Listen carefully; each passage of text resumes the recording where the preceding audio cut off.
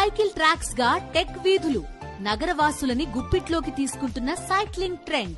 పూర్తి వివరాలకు చదవండి రేపటి సాక్షి దినపత్రిక.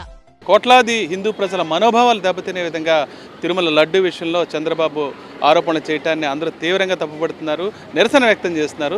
దీంతోపాటు ఏదైతే వైఎస్ఆర్సీపీ అధ్యక్షుడు వైఎస్ జగన్ పిలుపునిచ్చారో రాష్ట్ర వ్యాప్తంగా అన్ని ఆలయాల్లో కూడా ఈ చంద్రబాబు చేసిన పాపాల ప్రక్షాళన కావాలంటూ ఏదైతే పిలుపునిచ్చారో పూజలు చేయడానికి పెద్ద ఎత్తున మొత్తం తూర్పుగోదావరి జిల్లా అంతా కూడా ఈ పూజలు ప్రారంభించారు.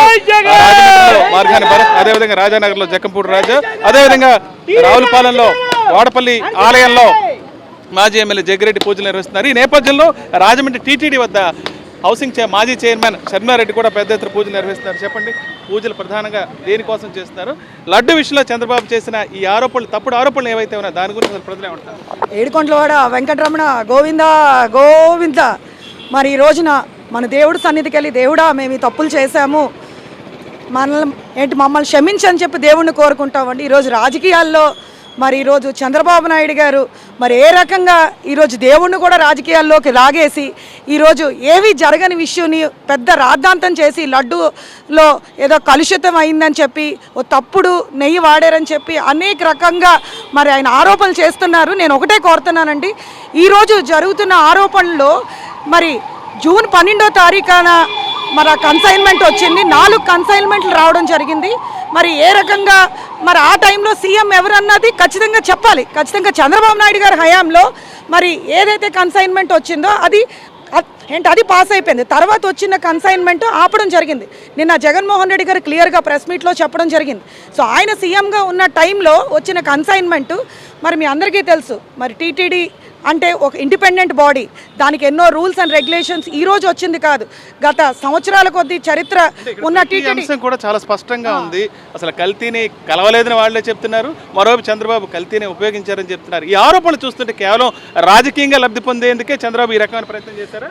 మరి చంద్రబాబు నాయుడు గారు మరి 100 రోజు పరిపాలన, మరి ఆయన అన్నీ కూడా మరి జగనన్న సీఎం అయిన వెంటనే నవరత్నాలని చెప్పి ఏదైతే హామీలు ఇచ్చిలో పూర్తిగా ఆయన అన్నీ కూడా మరి ప్రజల్లోకి తీసుకెళ్ళి మరి ప్రజలకు అన్నీ చేరువుగా చేశారు. కానీ వాళ్ళు ఏదైతే సూపర్ 6 ఇచ్చారో ఒక్కటి కూడా సరిగ్గా చేయకుండా ఈరోజు కల్లుబుల్లు మాటలు చెప్పి ప్రభుత్వాన్ని నడుపుతూ ప్రతిదీ కూడా బేదరుపులు. ఈరోజు మన స్టేట్ విడిపోయింది, మనం ఇన్ని కష్టాల్లో ఉన్నాం, అమరావతి మునిగిపోయింది, బేదరుపులు అరుస్తూ మరి ఏ రకంగా మరి తప్పించుకోవాలని చెప్పి మరి నివేదిక ఎలా ఉంది అంటే జూన్ 15 నుంచి జూన్ 23 మరి నివేదిక వచ్చేసింది. మరి ఆ రోజు నుంచి మరి సెప్టెంబర్ 19వ తారీఖు దాకా ఎందుకు ఆపారు?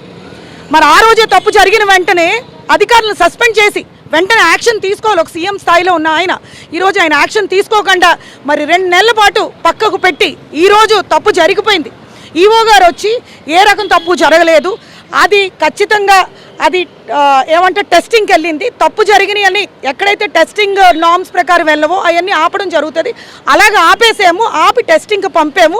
ఎప్పుడు మైసూరుకు పంపుతారటండి, మరి ఇప్పుడు కొత్తగా పూణేకి పంపి మరి రిపోర్ట్స్ తీసుకొచ్చి రిపోర్ట్స్ కూడా ఆయన దగ్గర రాకుండా మరి పార్టీ ఆఫీస్కి వెళ్ళి ఇది ఏంటండి రాజకీయాలు?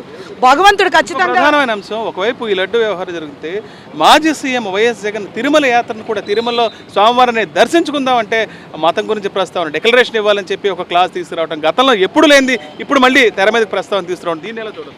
ఏమంటే ఇండియా ఈజ్ మన అందరికీ తెలుసు, మనం చదువుకున్నాం, India is socialist, secular and democratic country.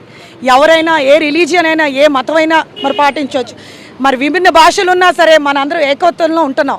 కానీ ఈరోజు జగన్మోహన్ రెడ్డి గారు మరి ఆయన సీఎం కింద ఉండగా, ఒక్కసారి నేను గుర్తు చేస్తున్నాను, ఆయన సీఎం కింద ఉండగా మరి జగనన్న మరి ప్రతిపక్ష నేత కింద ఉండగా ఆయన పాదయాత్ర మొదలెట్టేటప్పుడు వెళ్ళారు, పాదయాత్ర అయిపోయాక వెళ్ళారు. మరి ఆ రోజు అడగాలి కదా, డిక్లరేషన్ అడిగేది ఉంటే.